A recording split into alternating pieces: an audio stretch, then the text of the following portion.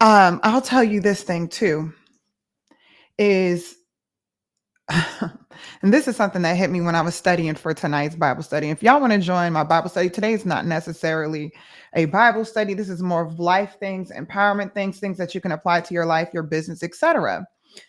But one of the things that you'll notice if you go back to Genesis, right? Before anything was planted, before there was any plants or anything that you needed, God had a dry space of land, a dry space of land. And sometimes, and I don't know if you guys know this, if you ever planted a garden or anything like that, you can't plant where there's already a lot of stuff there. And it may sound simple when I say it, but you can't plant anything if there's already a bunch of stuff happening and taking up space. There's no room for that thing to grow. And so sometimes when you're trying to grow, you're trying to live your life. And I promise you, we're going to get into the topic, but this hit me last night. And I was like, Lord, that makes perfect sense.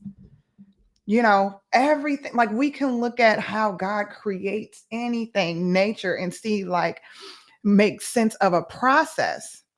And so you may find yourself in a dry place and you think it's bad because you think of dry, it's hot, is this, is that, or whatever, right?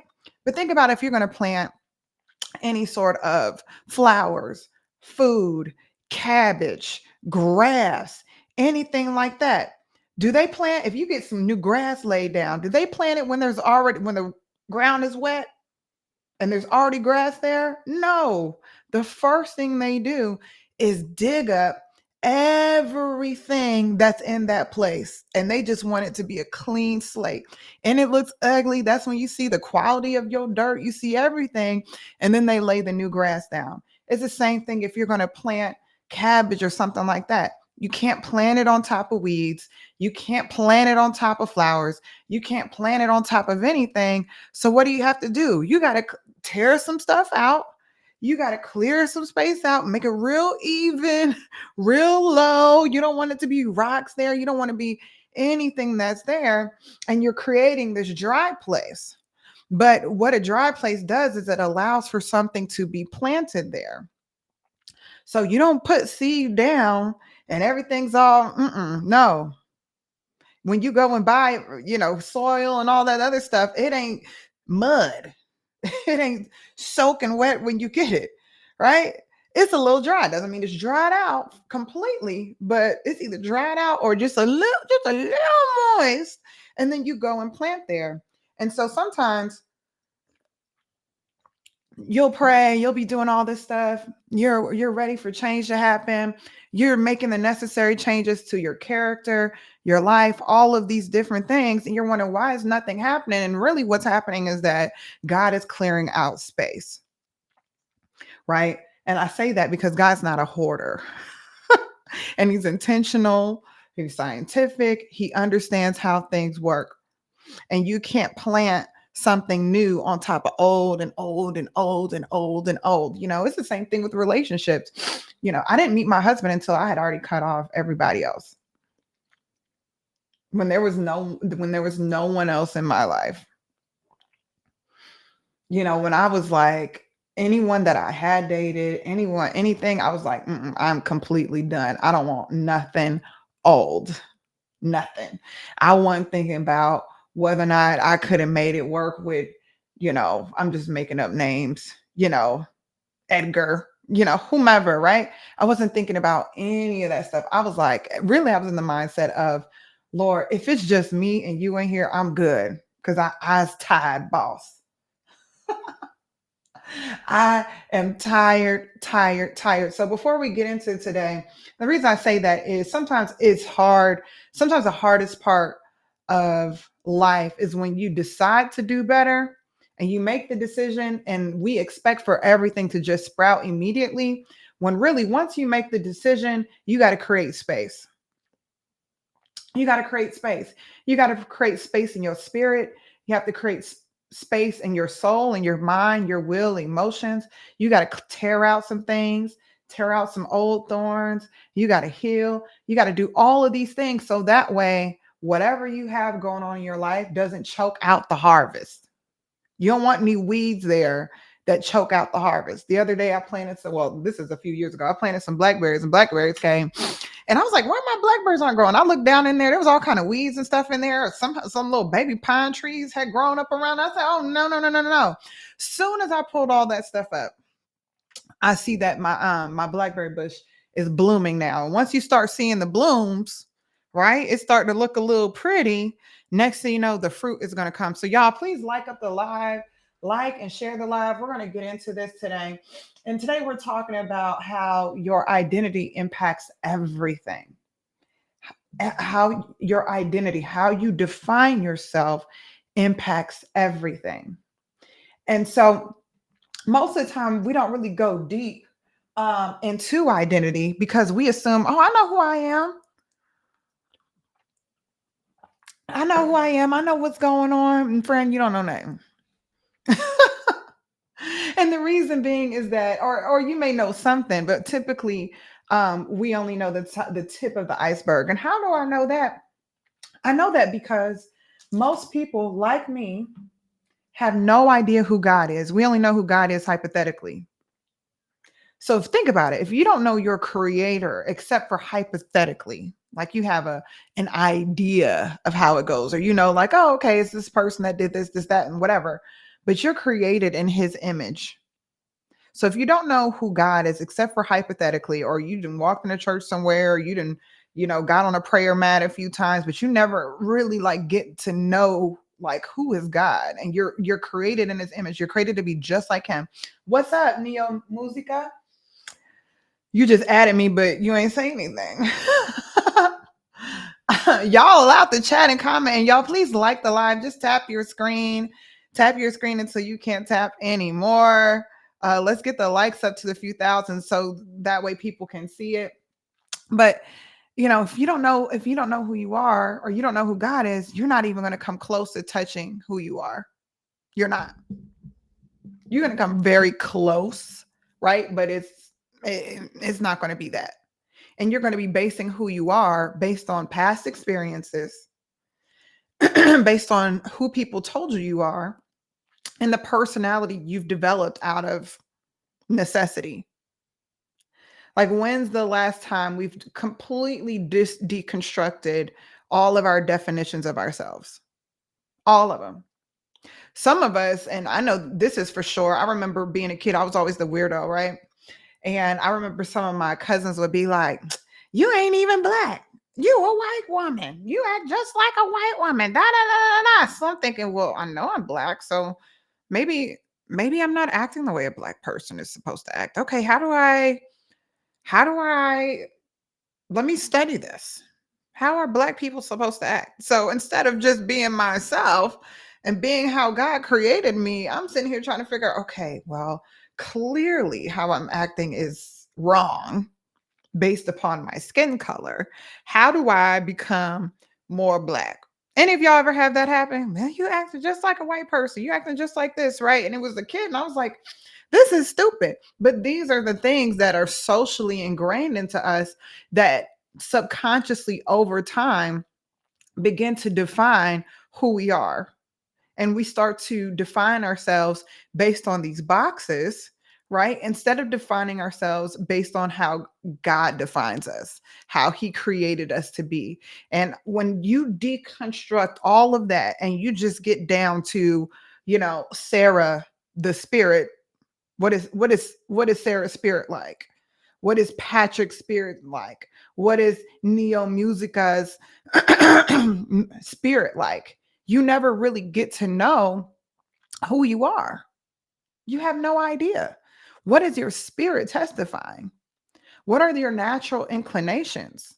Right? Donnie, thank you so much for liking the live. And y'all, please continue to like the live. Keep doing it. What's up, Sharonda? What's up? What's up? What's up? But until you get in there and you say, hey, Sharonda, what does Sharonda's spirit say that she's like? And the next level is sometimes we start to compare ourselves to what we've been through. And you think you are what you've been through. But those are occurrences. Those are occurrences. Now they can be able to mold you. Sometimes they make you stronger, but you are not what you've been through. right? Because some of the things that you've been through were still outside of the will of God. So that's still not who you are, right? Some of those things was outside of the will of God, meaning it wasn't, there were not things that you were supposed to have gone through, but through mercy and grace, you made it through, right? And God brought you through it, but it was never his intention for you to go through that. So that's why um it's still very, very dangerous to define yourself based upon what you've been through. Don't do it. Don't do it. So you have to figure out how to peel back the layers of your identity. And the reason this is important is how your identity is basically this. And I just wanted to break this down, right? Because people throw this word around, but your identity is basically how you define who you are and the way that you define who you are. And it's the fact of being who or what a person or a thing is. Now, this is how identity impacts everything. Because once you determine your identity, the second thing that comes from that is it determines a function. Identity determines a function. For instance, the thing I'm sitting in, right? It is identified as a chair. So, guess what we do with that? We sit in it. I don't cook food on it. You don't cook food on it. You don't use it as something that you uh, rub your toes on, especially not my household, my grandma's household, you be in trouble, right? You don't use it for washing a dog. You don't do whatever, right? Once you identify this as a chair, there is a function that's associated with that chair. And so most of us, without realizing it, our identity has become perverted. And the word perversion, people always think about it as being like nasty, but really something that is perverted, meaning it goes against the original intention of function in which it's supposed to be. That's it. For instance, you can pervert marriage. If you're marrying for control or you're marrying for money, you're doing like that. So that's not the original intention God had for marriage. You can have y'all any of y'all ever seen people pervert their title or a position that they're in? And instead of using their position to serve, right? They use that position for to feed their ego or for control or something else like that. That's an example of it. And so you have to get really, really, really, really, really detailed and really take time to think about how is it that you've been defining yourself? How have you been defining yourself? What has that been based on? What has that been based on? Who defined you? Right? And based on those definitions, what how did you determine how you should function in the world based upon the definitions that people have given you? So I want y'all to think about that for a second. And I want you to think about some of the different ways you've defined yourself. And when was the last time you've questioned it?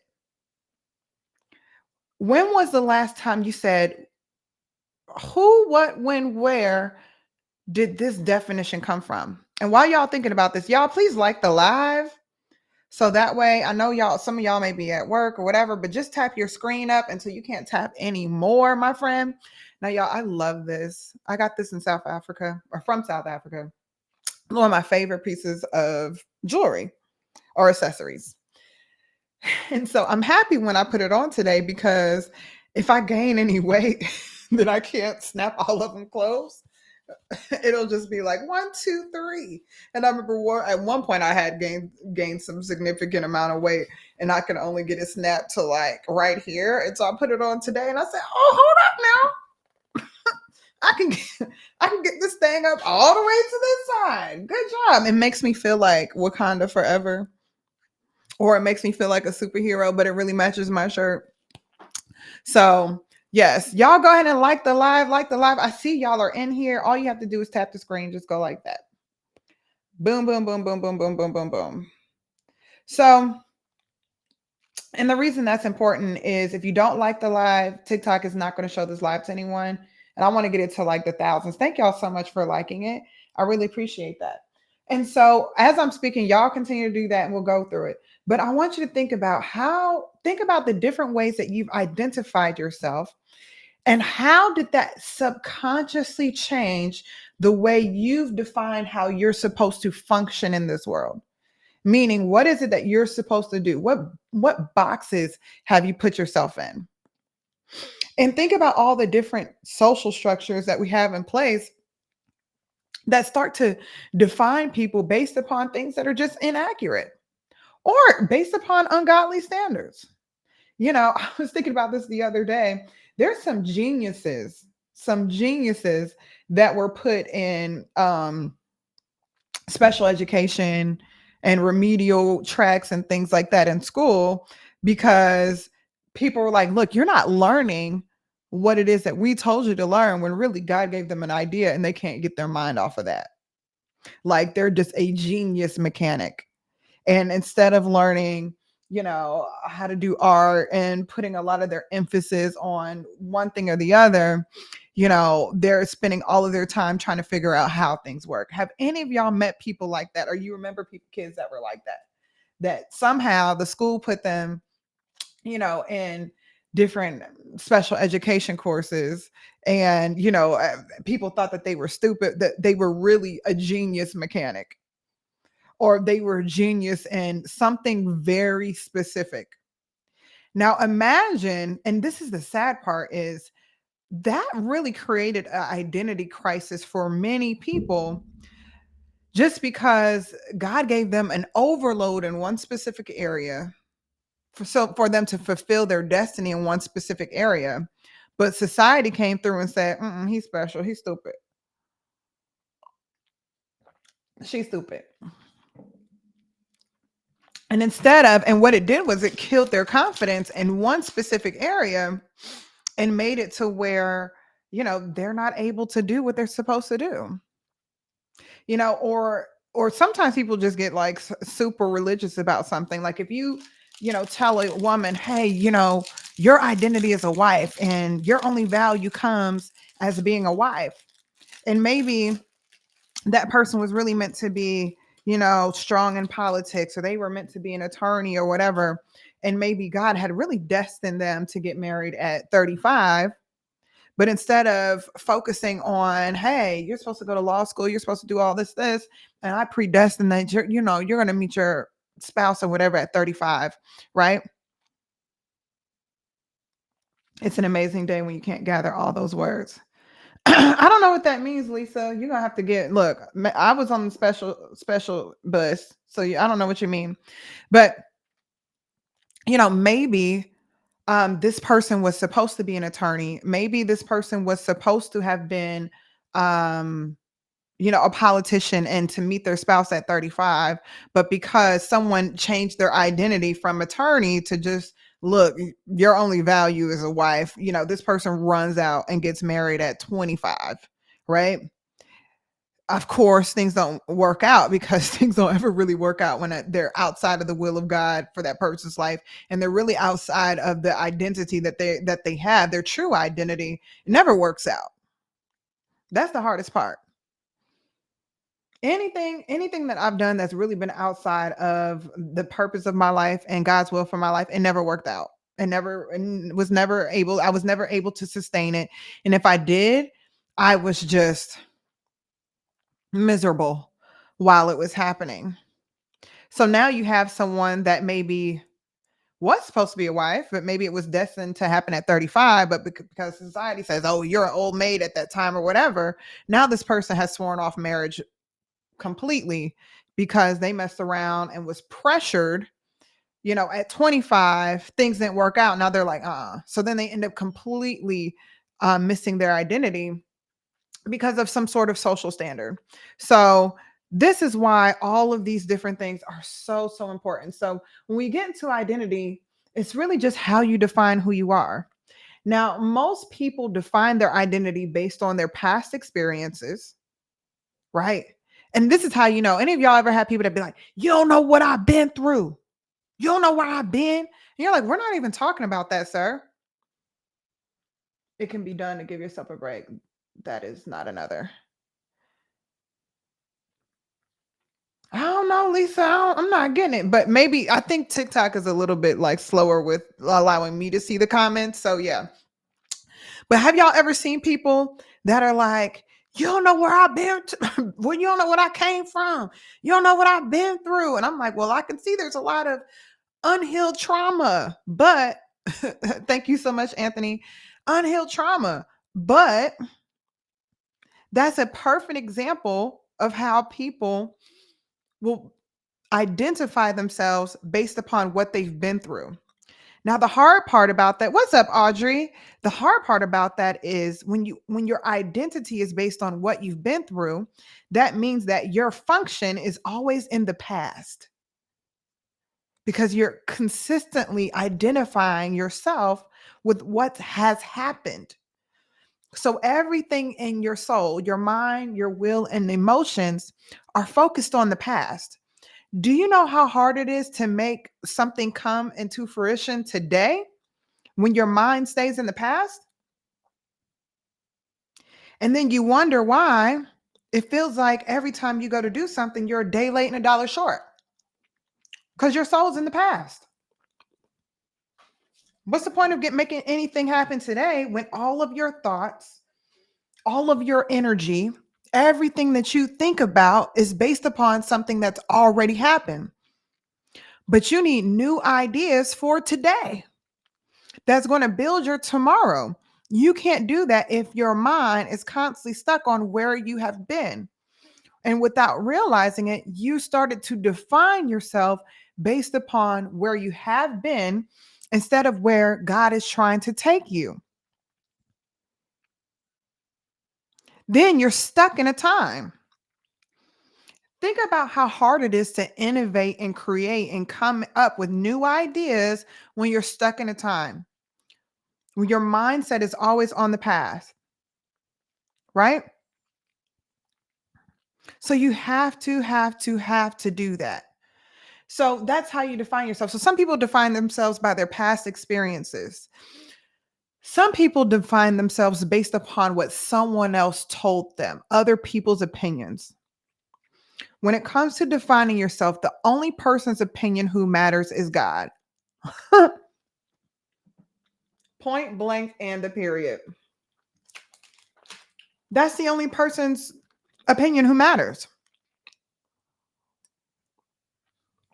So what happens when you define yourself based on other people's opinions? Well, the first thing is all of their opinions are formed based on who they are and their interpretations of how things should be. It's just their opinion, not a fact, their opinion. And it's based upon how it is that they see the world. So I'll give you a perfect example. I was thinking about this. Um, have y'all ever seen what's the model's name? What's the name of the model, y'all? Um, from like the 80s and 90s. She was in all of those movies. She was from Jamaica. I think her name was Jones, something like that. What was her name, y'all? And she always had her hair cut really short. She was really, really dark, beautiful. And I'm sitting there and I'm like, she was one of the highest paid models of that time. I can only imagine the number of people as a kid because she looked so unique and so different. I can only imagine the number of people who called her ugly as a child. Imagine if she had allowed that to be her identity. Her last name was Jones. Grace Jones. Grace Jones. Beautiful woman. But she didn't have typical features. Didn't have typical features. But that same thing that would have made other people say, what is that? Not you bald headed. I'm bald headed too. Right? Yes. Good day. She played in Grace Jones. Right. Grace Jones was a multi-millionaire model. Not on Instagram, not nothing. She was like on yachts and things of that nature, movies, everything to where anyone who sees a picture of her, and the crazy part is she looks almost exactly the same today as she did in the 80s and 90s, right? But imagine if she would have allowed herself to be identified based on other people's opinions. That's why you only allow God to place any sort of opinion on you. Period. Right? So you have to get into that. So don't define yourself and identify yourself by your past experiences or other people's opinions of you. Third thing, sometimes we identify ourselves based upon our responses when we were in an unhealed state, meaning you think you're an introvert when really you went through some trauma that made you retreat from life and no one's talked about it. And there's certain parts of my personality that I thought was just me, or ways that I define myself that I thought was just me. And I realized, no, it's not just you. You went through some trauma, you went through some experiences that made you alter your behavior, right? That made you alter your behavior. And you haven't changed that behavior since you were 5, 6, 7, and 8 years old. So you're starting to identify yourself based upon the personality that you built while you were in an unhealed state. And so you add other people's opinions, past experiences, and then the way that we've changed based upon traumatic experiences. And then we start to define ourselves based on that. And it's not until you really get to the core of how God made you and just kind of peel back all the things and all the seeds and the weeds that were planted there that were never supposed to be there in the first place till you get to the real you. Now, this why am I talking about this? I realize, especially this is something that I've seen consistently while coaching people, consistently in ministry, consistently when whatever. And I know one of the things that I'm called to do is to push people closer towards their destiny. And it's funny when I see people and I see the things that they want to do, it's almost like God shows me, like, this is what I really want for them. This is what I really put inside of them. And then I hear something come out of their mouths that are completely against what I'm saying. And I'm like, friend, I can see your life. It's going to be great. But when I hear them speak, it's almost like they're speaking as though they're a squire when really they're a king, a queen, in whatever perspective fields that they're in. I can see everything that they're capable of, what they can do, their future, or whatever. But when I hear them speak, they're speaking as though they're just like, I don't know, an ant. When really what I'm seeing is a giant. And I'm sitting there thinking, I'm like, okay, either God's lying or you're lying to yourself. Or you've been listening to the enemy. Because I know God ain't lying. And I know I'm seeing what it is that I'm seeing. And I've been on the other side of that to where people would say, man, you're just so incredible, this and this and that. You have so much influence. You have this. You really change people. You do this. And I was like, who are you talking about? This actually happened the other night. Um, I was speaking to someone about just some spiritual things. And he's like, yo, I could feel just the presence, God's spirit just coming off of you. I was like, okay. Because I still sometimes have a hard time receiving anything that's like that. Right. But I like it. It keeps me humble. But on the other end, it's one thing to just be humble, and another thing to be in a complete state of an identity crisis. And let me tell you, the number one way that your the enemy, and everyone else holds you back is making you see yourself smaller than what you are. Now, the goal is not to be a narcissist where you see yourself way bigger and you have delusions of grandeur, but you need to see yourself however it is that God sees you, period. You need to see yourself based upon what he put in you. Meaning, how weird would it be, to see a bear who walks around thinking that he's a cat and he's crawling around and, running away from whatever, right? And just doing different things. That would seem crazy. Or imagine seeing a lion that was, you know, walking around like a tabby cat. It would be strange. You'd be like, "Do you don't know you're a lion out here in this life?" And so when you're a lion walking around like you're a tabby cat, you don't go after big game.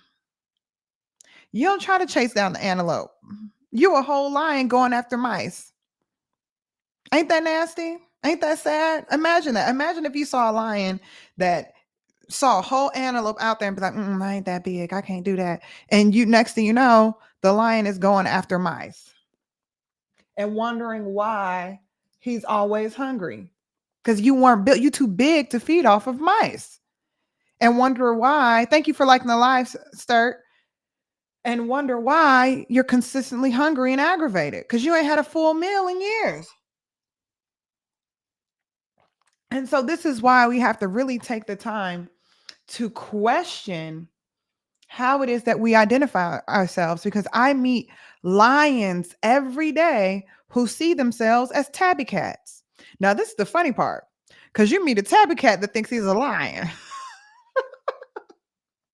And if any of y'all ever met, you know, y'all have cats, you see, like, okay, clearly you came from a lion. Maybe y'all did something wrong and you ended up, the Lord was like, we got to take this down a little bit, right? So you have to do that. And so the reality is every single one of us is 100% unique, 100% unique. And you're not an ant. God already made an ant. You're not a rat. God already made that. Whatever insignificant being is out there, it's already there. And the reality is, he said, you're made in his image, and he ain't weak. He don't run out of ideas. He's not stupid. He's not ugly. He's not weak. He's not any of those things. And so anytime you have those ideas about yourself, you're completely out of alignment with your true identity. Now, remember, we said identity, once you define yourself, there's a function that goes along with it. So cats know what their function is. One, to get on our nerves. Two, to run into our house and domesticate themselves, because we wouldn't just invite them in. They're smart, right? And they know, look, we're supposed to be keeping these mice down. We're supposed to be keeping these snakes down. We're supposed to be keeping all these rodents down. And they will run around all night doing that, hunting, doing their job. They understand their function. But if you're in an identity crisis, you won't understand your function and wonder why you're so unhappy. So most of the time, though, it's not that we're completely off. Most of the time is that we have like a mixed bag of our identity. Some parts of it is right, and some parts of it are just way off. I mean, way, way, way, way, way, way, way, way, way off. But this is what I love, is that we're always getting, yes, glory to God, Nathan, Dobie. And y'all, please continue to like the live. Let's get the lives up to like 2,000 at least. So, because this is important information that people need to see, and TikTok will only show it to people if you guys are liking it. So if there's a lot of likes, then a lot of people are going to see it. If there aren't, then the algorithm's just not going to show it to people. And they determine what they show to people based upon what's liking. That's how we come across videos, and there's so many people in there. And then they'll show you something that has one like just to try it out. Like, hey, is this okay? So anyway, thank you so much for liking it. Thank you so much for following it. So you have to really question how it is that you're defining yourselves. Who told you what you were? Are you basing it on your past failures, meaning what you've done? Because you can't identify yourself based upon what you've done. Because otherwise, some of y'all would be like, well, I was a toddler at one time. I couldn't walk. But at a certain point, once you had outgrown that and you failed at walking, you started to walk. And we live in a society, and people don't want to fail, but we fail and learn. We fail and learn. That's why I know for sure that's why God told us, my mercies renew daily, because we're going to need new mercy every day based on our past failures. But the key is to learn from the mistakes. You didn't just keep crawling because you fell down walking a few times. So you can't base it upon your past mistakes. And so the goal is think about how you define yourself and think, okay, I love these things, but these are the areas where I'm showing a little bit of weakness. And then what you have to do is identify the things that got caught up in that bag that you have. Imagine your identity just being this bag. And one here you're like, okay, Louis, Chanel, this, and then you're over here, you like penny store. All the things that come that's cheaply made, or you're just like, something about this ain't right. It's low quality. And by low quality means that you don't see yourself as being high quality in that area. You see yourself as being less than enough in that area. You got to pull all of those things out and question it. Just like the police would at a party that went awry. Everybody got to come out. Let's question these things. Let's see what the real culprit of this decision it was. Thank you so much, sir. So you got to really dig deep and figure out, hey, what doesn't belong here? Why doesn't this make sense? And really say, okay, who told you that? When did this start? And sometimes you need someone else to help you do that. That's what I do as a coach. Is I say, hold on. This thing don't make sense because you see yourself as a victor. I see the lion come out in all these areas, and when we get here, you turn into the tabby cat, and like a little small one at that, or this you turn to a smelly cat in this area. I don't know why that came into my mind. I'm thinking lion, and then a small little kitten. And I'm just like, okay, where did the lion go? In these specific areas, the lion disappeared, and it comes down to identity. And this is why this is important. I can guarantee you every area of your life that you're disappointed with, what you can find is a part of yourself where your identity has been perverted. Your identity has been lowered from the standard of God. It's been misused. It's been redefined. Something about it has gone wrong. And so the first thing is, and this is one area that will affect your life based on your identity. Your identity affects your interactions. This is really so good and so true. Thank you so much. And y'all share it with some people. I probably need to share it with some folks too. Right? Your identity will impact you already in here, I think. I'm just gonna do this. Your identity will impact your interactions. Some of our destiny or our destinies are connected to people. So you're looking for a way out, and you're like, Lord, I need a way, I need to level up or whatever. And it'll bring certain people into your life because there's something that person has that you need. Sometimes, and it can be this. I have someone in one of my small groups, and I was like, you talking about you got to save your money. I was like, and I knew, I said, the money you need for this project, someone already has. You just haven't asked them yet. Do you know this person said, God put in my spirit to ask so and so and so and so and so and so. I said, have you done it? No. So it impacts your interactions to where at times you think, oh, I'm in this dry place, da, da, da, da, da. But there's already been a seed planted in a person to help take you from where you are to where you need to be, whether they download information to you, whether it's their influence, whether right, finding favor through people, whether it's their influence, maybe it's a financial seed that they have, maybe it's an idea, maybe you got one half of the company and this person has the other half. And maybe they had the money but they need the manager, and then you got the managing skills but you don't have the money. All of these things, right? But when your identity has been perverted and how you see yourself, right? I'm at work tapping or taping. Okay, cool. Well, thank you for coming in, right? So whether you think that however you see yourself, that's how you're going to interact with that person. So, you don't see yourself as a lion. So instead of speaking boldly about what you bring to the table, you start, oh, but you're lying. And this person's like, look, I got the money. I have this idea. I need somebody to run this thing, run this company. And you're like, I think I can do it. Friend, you just fumbled the bag. God put you in position, but your identity got in the way. Or have you seen it to where maybe this person, your connections counts, just don't distract, it keep striving for better. Exactly.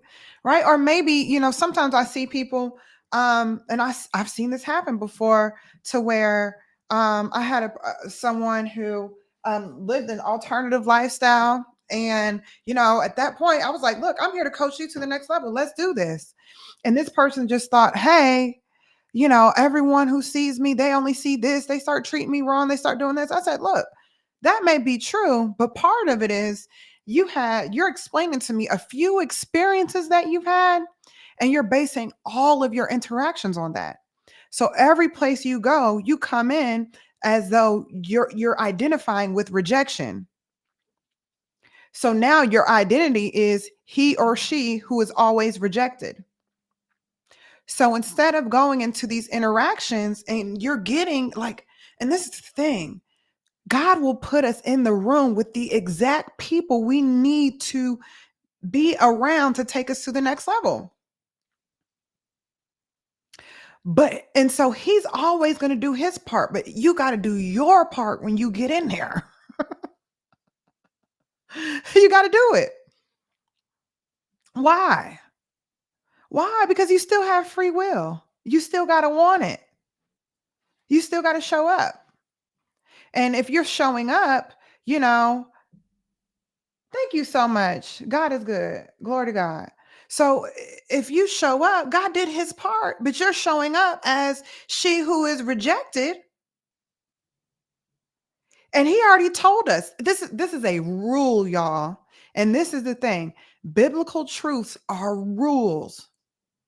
And God is the same today, tomorrow, yesterday, whatever. He said, as a man thinketh, so is he. That's a rule. There's no way you can get around it. That is a spiritual truth. And spiritual truths are more real than any natural truth. So if in your mind you are he or she who is always rejected, he already made that as a rule. It's already in the book of instructions. So if you go into any space as he or she who is rejected, guess what's going to happen?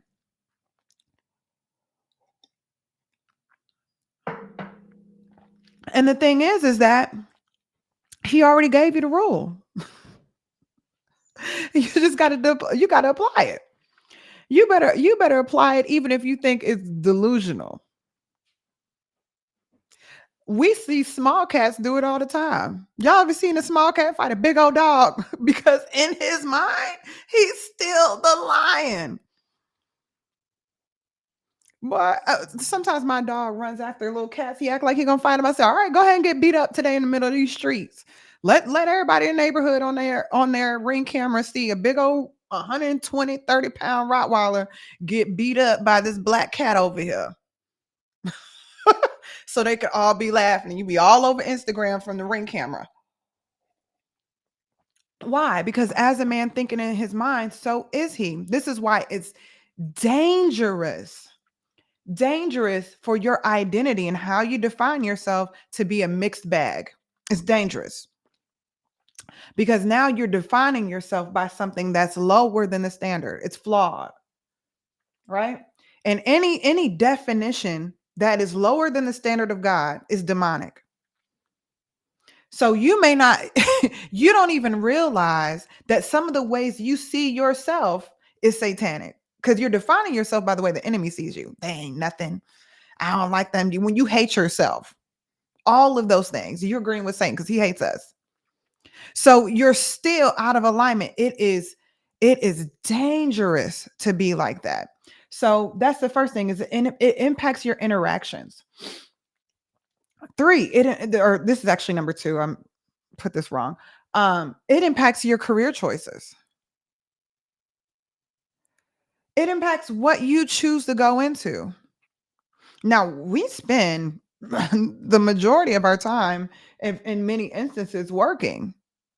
And so it does contribute towards our happiness, especially if we don't have the right alignment, right?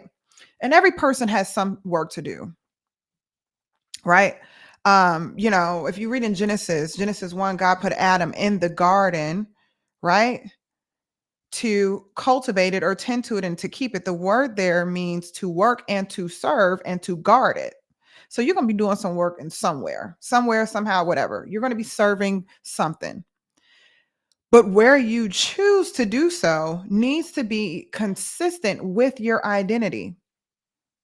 Otherwise, you ever see, and I remember there was this guy who came because somehow my windshield cracked. Oh, I rented my car out on Turo, and the guy got in some sort of something behind some car. Something came out and it cracked the window. He was tripping, all this other stuff, right? And I was like, look, there's insurance, whatever, like no big deal.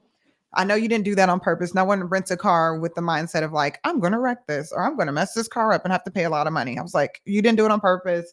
It's covered. Let's do our thing. So the guy who came to change the windshield, all he did was cursing. He's like, he just looked upset that he was there. And he's like, just upset. And he's like, man. And so he brought the windshield, but apparently the company sent the wrong windshield. And so in a Mercedes, the windshield that I had some sort of something on there. It was supposed to be an attachment. And it's not just the windshield, it's some other stuff that goes on there. And so he started cursing and doing all this stuff. And he's like, I can't wait. I've hated this job for 20 years. I'm only 5 years from retirement. Blah, blah, blah, blah, blah, blah, blah. Woo, woo, woo. And I was just like, and I looked at the guy, and I'm not saying this from just like a cosmetic standpoint, but his face looked so aged. Everything about him just looked 100 years old. All this other stuff, his countenance, everything. And I realized, I was like, oh, okay, you've hated this forever. But something about how you've defined yourself has told you that you can't do any better. So now, and and I believe he was talking about his health problems and this and that and that. Anytime you're doing something that you hate, it's gonna show in your spirit. It's gonna show in your flesh. I'm sorry, it's gonna show in your soul. It's gonna show in your flesh. It's gonna show all over your skin. It's gonna be your emotions are gonna show that you hate this. Your motivation, which is your will and what you're driven to, is gonna show that you hate this. You know, how you feel, everything is gonna show that. But somewhere in your identity, you said, I can't do any better than this. And now it's dangerous. But remember that we are created in the image of God, meaning we have unlimited amounts of potential and potentiality. It don't take but once. You know, I have a client that was like, I'm challenging myself to make $1 million in a month. Boom. And let me tell you, there's been things I have challenged myself to do that I've hit. And I was like, so if I could do that in this amount of time, why am I going to the slow and steady route? That makes no sense. Who told me I had to do that? No. We've been brainwashed into thinking that we should just accept the slow and steady route. But the person who made the company, they didn't accept the slow and steady route. They just need to get everybody else in alignment with that. So it impacts your career choices. Another way your identity really, ooh, this is a big one, how it affects your life is that it impacts how you choose your partners.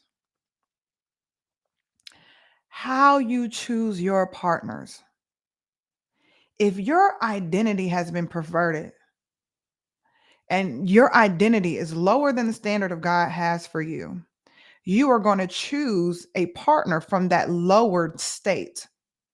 Now, this is dangerous because if you ever mess around and you take hold of God's identity for your life, that partner going to be real mad because they're going to be like, I didn't sign up for this.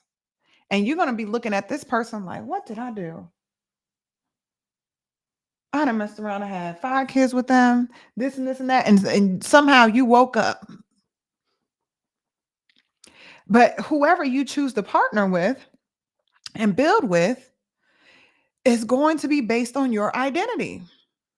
And if it's lowered, you're going to choose the lower state for that. It's going to be outside the will of God for your life.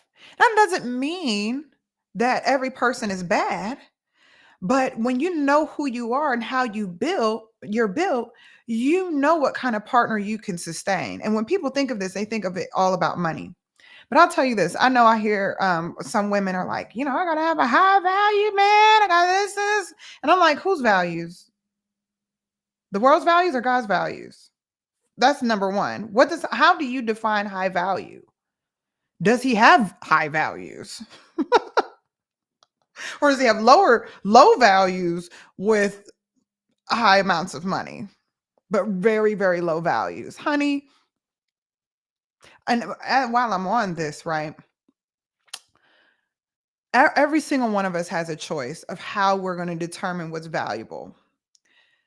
One of the things that I'm actually teaching this, y'all, if you're a lady on here, tonight is the first night because I was like, I realized so many people don't understand this. Tonight is the first night of Bad Girls Gone Good for God Bible study. So I'm going to cover some of this tonight.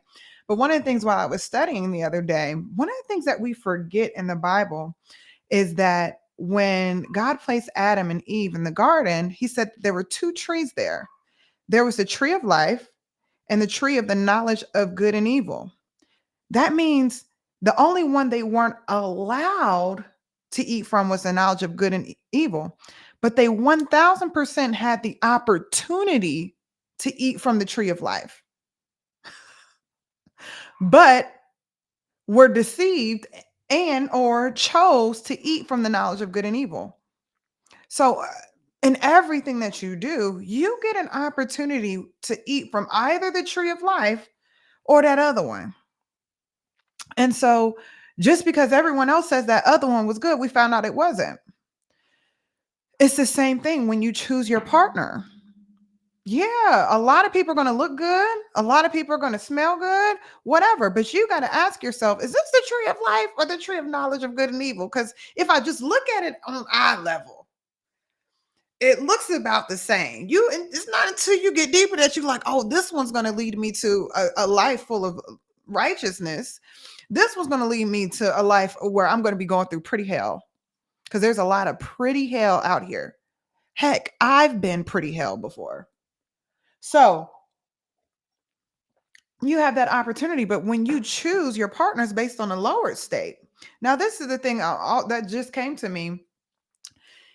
Eve already had access to as much knowledge as she wanted, especially of righteousness.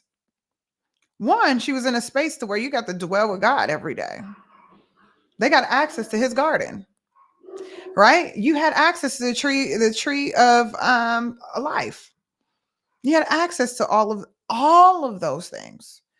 But maybe you thought in your mind, oh, I don't have everything that I need. Maybe I'm not wise enough.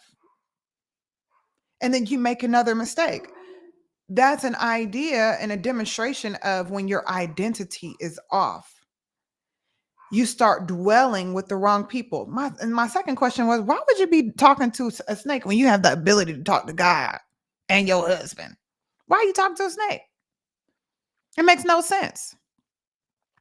So it really, really depends on how you choose your partners. So I would say before you choose any partner, thank you for following. I am Adriana, and y'all, thank you. Continue to like. Please share the live with like 5 people. It really determines how you choose your partners, and many of us are living in a state to where we're living out certain curses in life because we chose the wrong partners. And then we choose the wrong partners and then we blame them for being wrong. you know, if you want to join the live, you can if you want to ask a question, just put something in here in emoji and request to join the live, just so I can see that it's someone that's actually in here and not just some random person, because sometimes it's just So anyway, choose the right person, because all of us have a choice in who we choose, ideally, right? And make sure you're doing it from an elevated state. Never go into a relationship when you're at a low because only low is going to resonate with you. And let me tell you this, because this is a really tough pill to swallow. Eagles don't feed off of what's dead. Eagles hunt. They want to eat something where that blood is warm. Okay? An eagle come down and snatch up your chihuahua from 1,000 feet in the air. It's gonna come and snatch up your whatever can fit in its claws. It wants something that's alive, a duck or something that's alive. It don't feed off of what's dead. A vulture, on the other end, has a taste for what's already dead. For what's already dead. It don't want it if it got a heartbeat. It don't stink enough. It don't stink enough for them. You gotta have that ugly look on your face, like I just died. Ah, okay. That's when you laughing. I am Adrian. It's true. It don't want what's alive. And so whenever your identity is at a lower state, know that you're not going to attract an eagle because an eagle is not attracted to what's dead. The only thing you're going to attract in that time period is a vulture. Why? Because vultures only feed off of what's already dead. So your best bet is when you feel that you're in an emotional low. Life ain't really what you think it is. In a sense to where it's like, maybe if I play the damsel in distress, and it's not even really a play because someone can be manipulative and just play that, but still be very, very alive and just like, come get me, eagle. I'm easy game. I'm not moving that much. No, I'm not talking about that. I'm talking about when you are actually in a lowered state and there's parts of you that need to come back alive. There's parts of your identity that you need to bring about. That is not the time to pick a partner. That is the time for you to go in your prayer closet, to go to therapy, to resurrect that which has been dead and to bring it back to life. Once you do that, now you're attracting something that is attracted to a different type of game. You have the confidence now to attract an eagle. You're moving around enough. You're warm enough. You're hot-blooded enough to attract an eagle. And the best part about it is when you're confident, your identity's on point, you know who you are, you know what you stand for, you know all of that stuff. A vulture's like, ugh, nasty. It don't even stink. Ugh. That's what you want. Sometimes when I look at some of these podcasts and people are like, oh, these people so independent, they're doing this, da da da. What you don't realize, friend, is don't tell that person that they're wrong. A vulture likes what they like. And they don't like what's alive. They don't want to have to chase. An eagle loves the chase. Y'all ever see those videos? I love watching National Geographic. That eagle come down and scoop up a little lion cub, a little whatever, mountain lion cub or whatever. That thing starts like, like it's just happy. It's happy with the chase. It's happy with the hunt. It's happy with what they're able to do. And that thing, and let me tell you, those eagles come down, grab it, and they pull that thing way up. Okay. Thank you so much, Jim. So, hello, greetings. Happy hump day to you. Yes, hello. Hello. Thank you for following, Dwayne. Thank you for the gifts. God bless you. Okay. So, this is why you don't choose a partner when you're in a lower state. Get into your identity and really ask God, this is how I see myself, but how do you see me in this area? Pray about it. Wait, pick up some books, and you're going to see all these things are going to come. You're like, you know what? You're right. I am a lion. I'm a lion. You don't want to have a lion and you don't want to be a lion and you done messed around and picked for friendships and relationships, something off. You hyenas. You can run in the whole wrong pack. And next thing you know, the hyenas then jumped on you at night. The moment you figured out you was the lion, you're like, hold up, I'm because they scared you go jump on them. Okay. You said this information is so good, applies to so many areas of life. Thank you so much. Okay. The next area in which your identity impacts is how you respond to conflict and or challenges. Remember, some of y'all are eagles trying to beat chickens and vultures and everything else, or lions trying to be tabby cats. Now, let me ask you this. You buck up on a lion, what's the lion gonna do? Oh, oh. I ain't been in a good fight in a while. I've been sitting here with this pride chilling, just looking over at my girls hunting. But I guess you bout it. You bout it today? I get to having a good fight. Because I can't fight with the people in my pack. I done already won all the fights. But since you out here, we're gonna do WWE 40. Oh, we gonna have WWE 40. We're gonna have the Rock and the Undertaker, everybody come out, okay? It's WrestleMania. That's what it is. WrestleMania 40. You do that same thing with a little scared feral cat or a vulture or a chicken or something like that. It might fight or it might run. It's not, you just never know. And how it responds and how you respond to conflict and respond to challenges is going to be that. Not WWE. Y'all know WrestleMania 40. I'm just saying that's a place where people fight, right? People look forward to WrestleMania 40. Okay, I think that's probably was more viewed than this Mike Tyson fight, right? So, how you respond to conflict and challenges. When your identity is in place, you're able to step up to the challenge in a healthy way. You're not overcompensating. You're not running. You're not doing all these things. You're like, okay, life is giving me a challenge. I need to fight. All right, let me gear up real quick. Lions start like, okay, cool. You gonna try this? All right, cool. But when your identity's off, it's like everyone's trying to kill me. Right? And it's just like, no, this is a challenge of life. You have to face it. You know? It's like, or maybe another lion in the pack is like, look, I might end up being the head if I can beat this guy. He might whoop me, but I ain't gonna die. I might just have to sit down, but I'm gonna at least try. To be the king of the jungle. I'm gonna at least try. When your identity's off, you won't even try. You won't even try because you'll always think, no, I'm too low for that. Last time this happened, I failed last time. I lost that last fight. And you start doing those things. Or maybe someone, you have conflict with someone. I can always tell when someone is dealing with insecurity or they're having some identity issues because the moment there's any sort of conflict, they either shut down, run away, do something, right? That happened to me in business. It happens.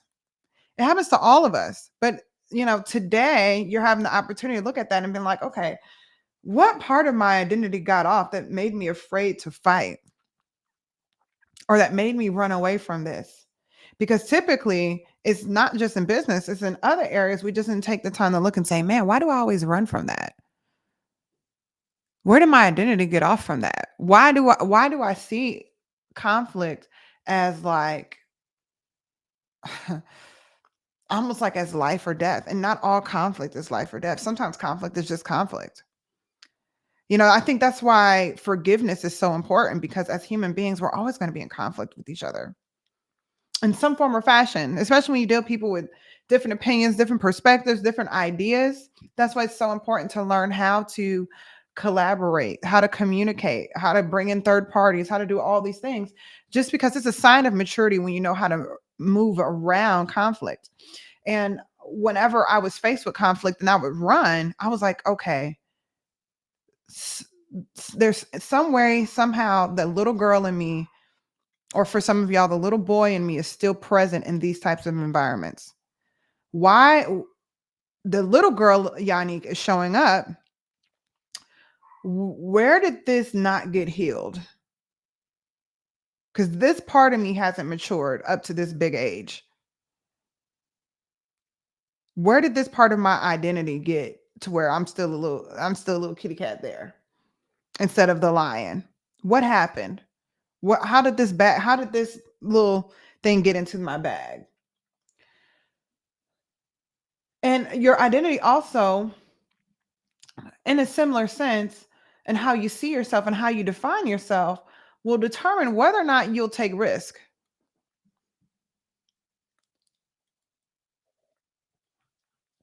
Some of y'all really don't believe that you are the lender, not the borrower.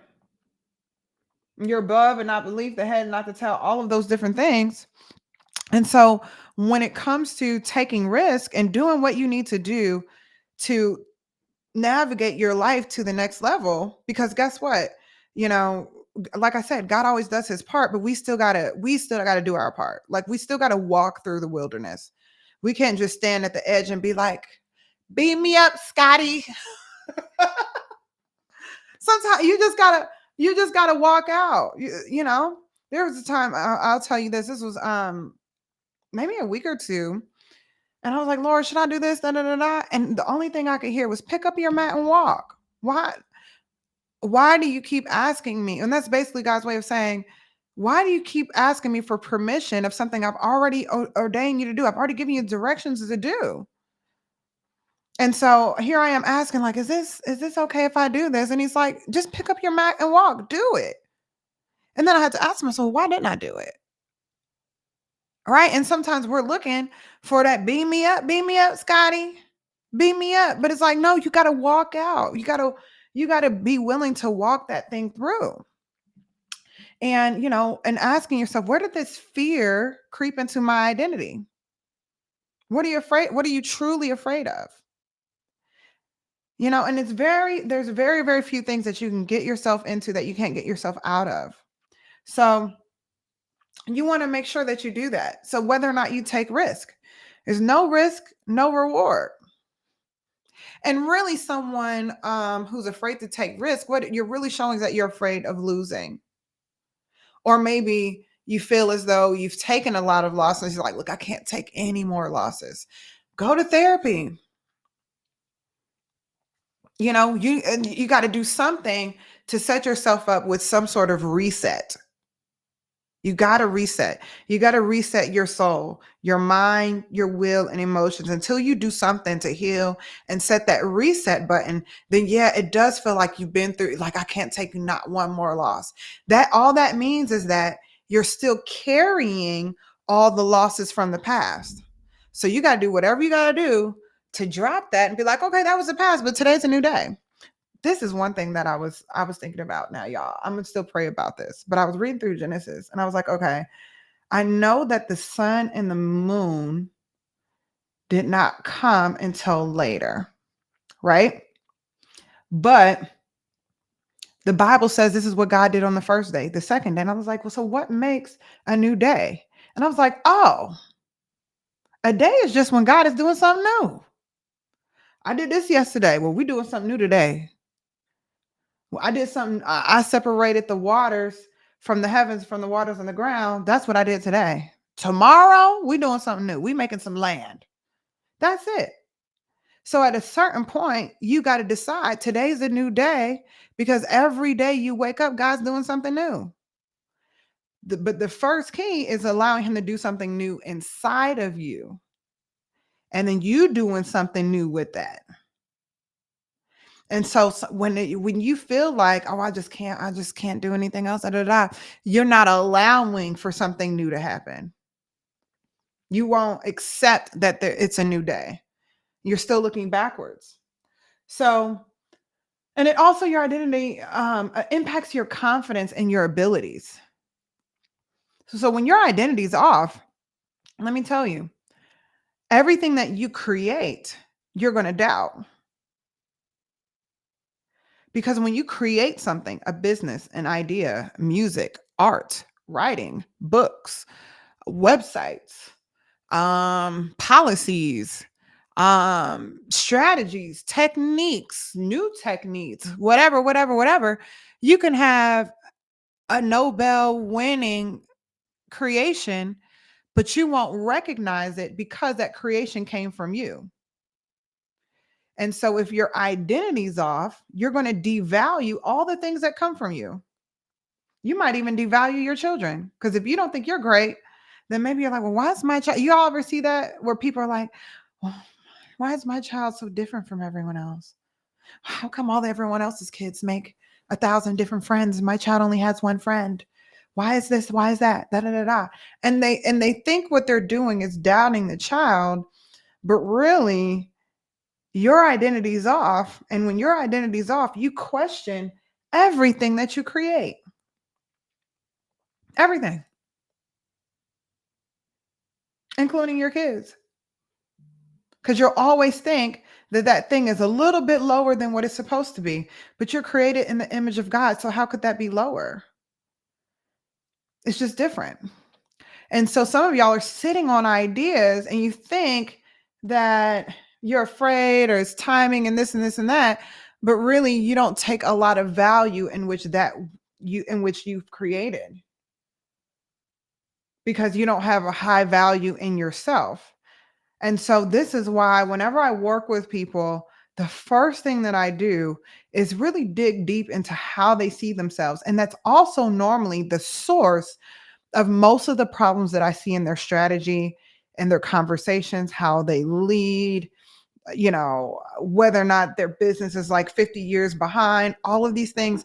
I always come up with an identity issue. And I'm like, who told you that? Where did this come from? And then I'll go back and it was a teacher from when they were in third grade, or maybe they had really, really, really critical parents.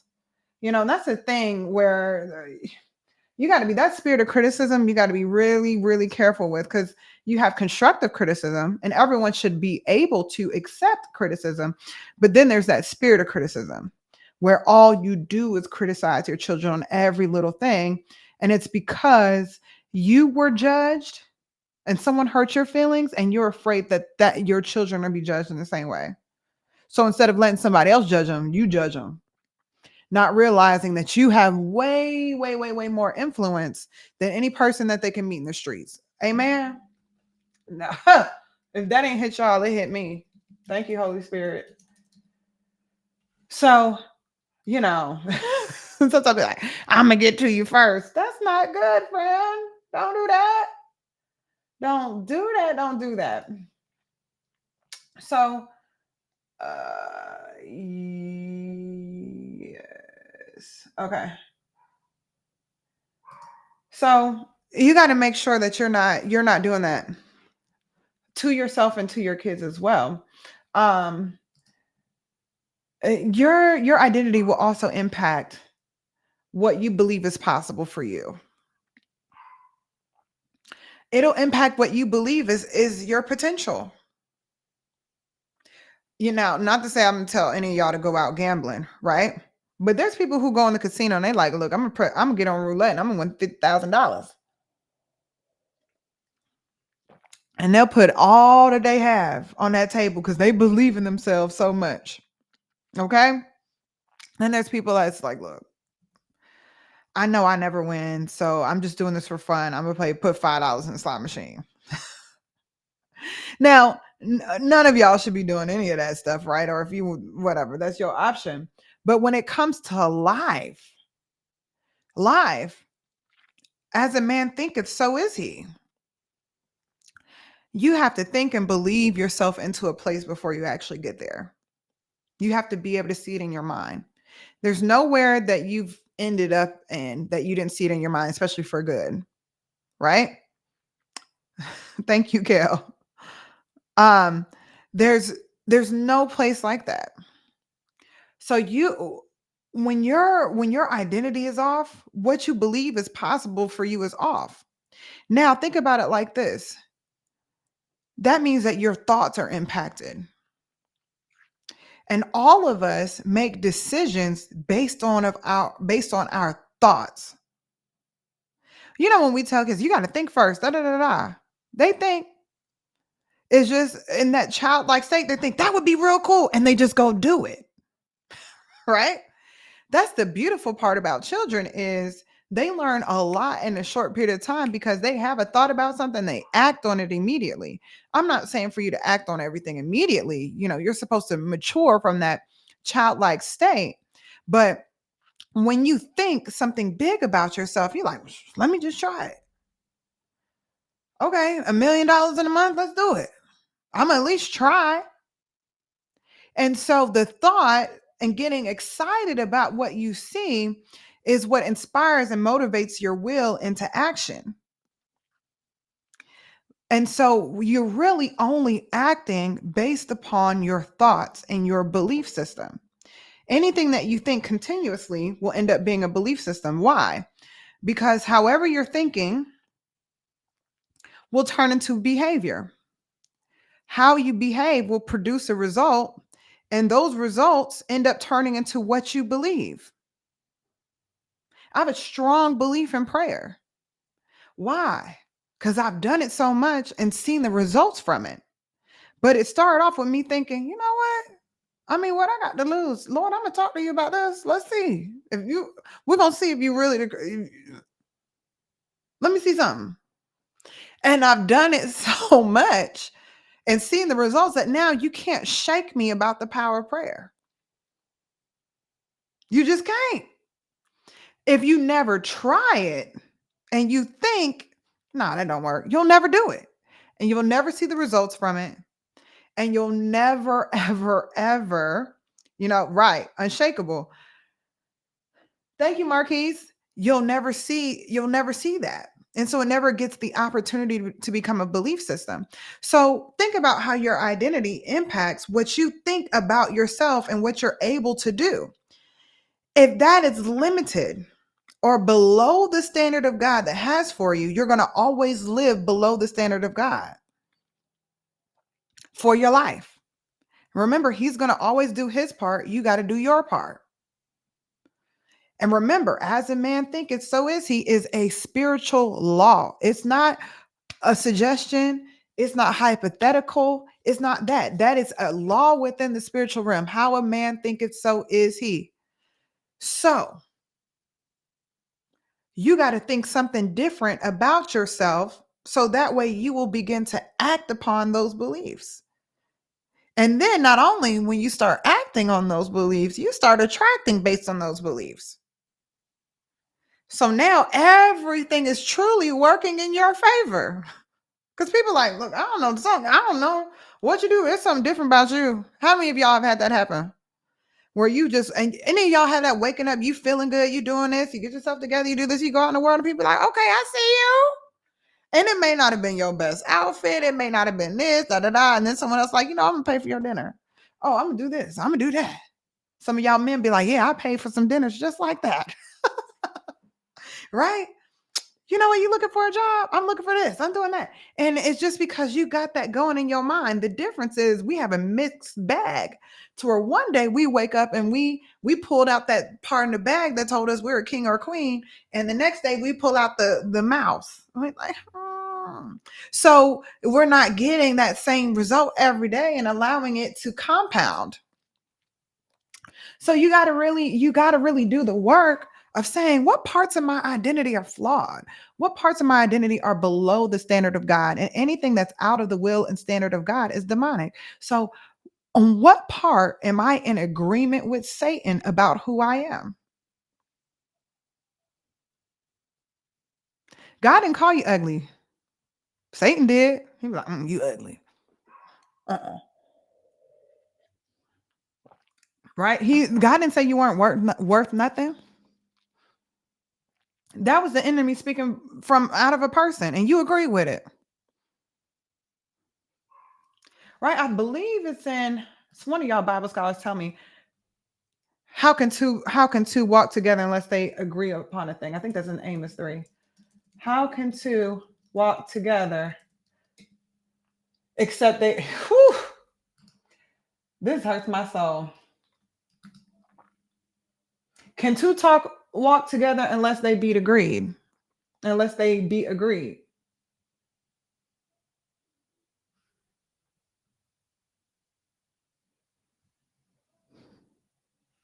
Period. So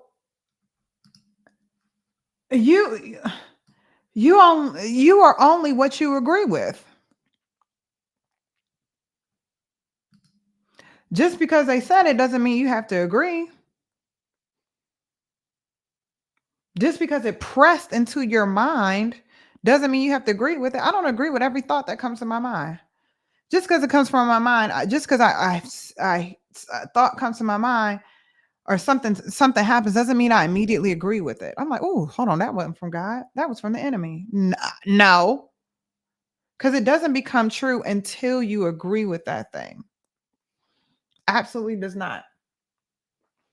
And you never want to walk together with anything that's below the standard of God for your life. Every time you look at yourself and you say, I'm ugly, you saying God is ugly. He made a mistake.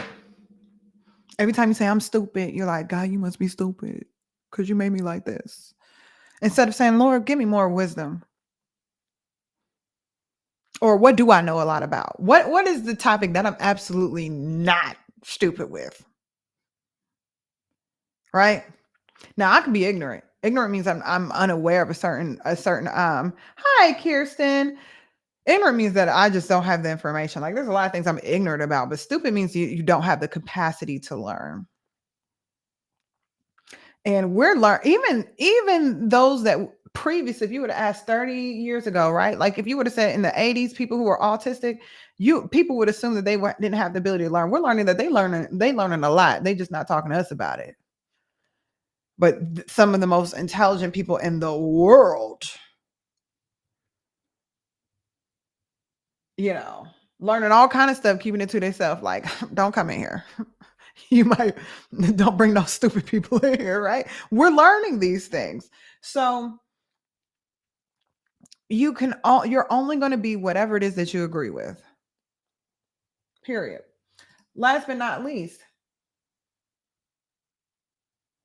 how you see yourself will also determine how your life ends. Meaning it determines the vision that you have for your life. If you have a lowered definition of yourself, then you're going to end up in a lowered place because you're just navigating yourself towards whatever it is that you see. That's it. Whatever you see in your mind's eye, that's what you're navigating yourself towards every day. Those of you who have accomplished something that was really difficult, right? You had to see yourself. No one went to medical school and didn't see themselves in a lab jacket. It's too much time and effort. At a certain point, you're like, I am going to be a doctor. You don't just be like, I wonder what it's like to be a doctor. No, at some point you have to see yourself like, yeah, you can see yourself walking through the hospital. You can see yourself doing that. You see yourself doing this. Now, sometimes you land up on some things where it's like, Lord, I know I visioned it. I didn't know it was going to be like this. I saw myself. I didn't see everything, but okay, cool. That's cool. I asked. I just didn't know how it was going to come. So, if your identity is off and how you picture yourself, how you navigate your life and where you're going to end up is always going to be in a lowered state than the original intention God had for your life. You're not going to even take hold of the provision. You're not going to even ask for the provision. You're not going to ask, look, throw me a lob. Throw me a lob. I done got messed. There's been times where I messed up and like, Lord, I need you to get me out of this. I messed up. I'm open to however you do it. But I don't know how I ended up here, I know how, but that was wrong. I'm gonna need you to get me out the situation. How many of you guys have asked God to get you out of a situation that you put yourself in? And he did it. Some of y'all, because I'll be like, I don't belong here. Lord, I done messed up. I don't belong here. If you have a lowered identity, you won't even recognize that you don't belong there. Be like, I ain't supposed to live nowhere with rushes. Lord, you're gonna have to make a way. You're gonna have to make a way. I know I messed my credit up. I did this, I did that. You're gonna have to make a way. Suddenly you see a sign for someone that ain't checking credit. You live in this beautiful house, but you had the money. And they're like, oh, my computer went down. Don't worry, honey. Just come on in. Just drop your little deposit off. Whew. You won't even ask for it away because you're like, I guess I'm supposed to be here. No, ain't no way, Lord. This is something went off. You're gonna have to do something. I'm gonna act right. Today, I'm gonna act right starting today. Anyway, y'all, I hope that this has helped you. And the last part that I'm going to say is this is why this is so important. This is important so you can go get the others. When you go through the process of really defining yourself based on God's definition of you and what you can really achieve in that business, in that family, in your life, in your creativity, in your finances, in your networking, in every area, right?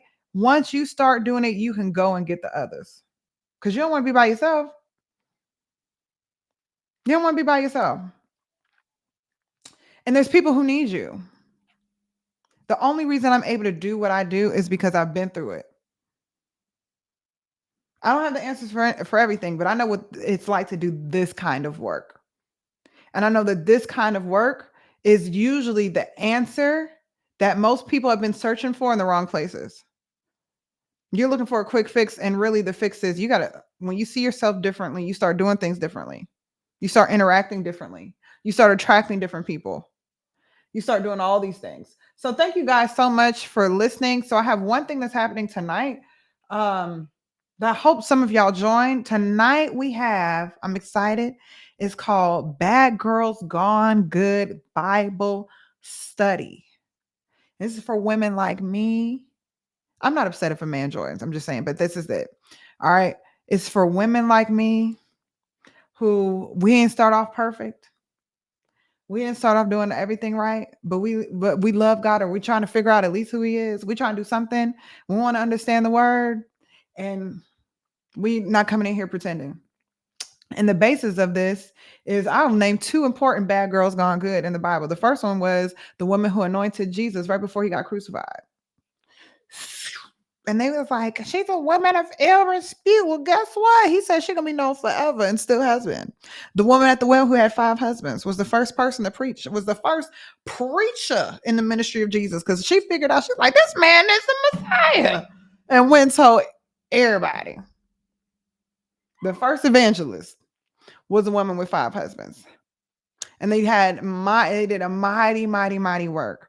And some of y'all are like that. People who, and when I say bad, I don't really mean bad. It's just a good, cute turn of phrase that gets everyone's attention. But meaning you didn't start off right, but you're like, look, I'm ready to be right. And there's way more of us than them, and everyone else is just trying to pretend like they were the perfect ones. So join me tonight. It's going to be great. And hopefully it brings you more understanding. If any of you guys want to work with me one-on-one, click the link in my bio. If you need coaching in business, I've been doing that for about the past 10 to 12 years. Coaching and developing and mentoring entrepreneurs to hit their goals. Some of you guys, you're like, look, I really love this. I have no idea what I'm trying to do. And I have a workbook for you because I know that every single one of you has a God-given assignment path. You just need help figuring that path out, getting some answers. I have a workbook in my bio. Download it. I think it's $15. Fill it out today. If you just feel like you're just out here just kind of lost and wandering, you're just out here wandering, fill out the workbook because you're just wasting time. And you don't want to wander until you feel like it's too late. And you done gave all your good years to wandering around with no focus. And I was one of those people that needed to have a focus, because if I'm not feeling it, I'm not feeling it. So if it doesn't ring as purposeful, I'm just like, I'm just gonna have fun today, which is good. There's nothing wrong with having fun, but eventually it's time to build your life. And if you don't know what your vision is, what your assignment is, what you want to do, you're confused, you're in the gray, you're like, I don't know what I want. I don't know what I want. I don't know what I want. What should I do? I don't know. I don't know. And you're always in a state of confusion. Download the workbook and you will be not confused by the time you're finished filling that out. You can fill it out on your phone. If you use GoodNotes, you can print it out old school, however you want to do it, but do it. Don't waste any time. And then lastly, let's see. I have an event coming up called He Has More. It's going to be in Atlanta, Georgia. You guys will see that. I also have a small group. If you want me to put you in a small group, you can send me an email and saying, look, I don't know how that happens, but you're like, look, I want to be in this small group. We can do that. I'm trying to think of the last thing. And if you want to join the Bible study, it's 7 p.m. tonight. You can either do it on TikTok. I would recommend you do it on Zoom because I can see your responses and everything a little bit better than what I can on TikTok because there's a delay. But that starts at 7 p.m. I will do it live on TikTok, but I would prefer for you to join the Zoom so that way we can stay in communication. Because sometimes in TikTok, y'all come on here, unless you come on here regularly, which some of y'all do, like Donnie does. I don't really get to see you. I can't follow up with you. I can't continue to disciple you. I can't continue to do anything. It's just like hit it and quit it. So do that. So thank you guys so much. And I appreciate y'all. And thank y'all for the likes. Bye.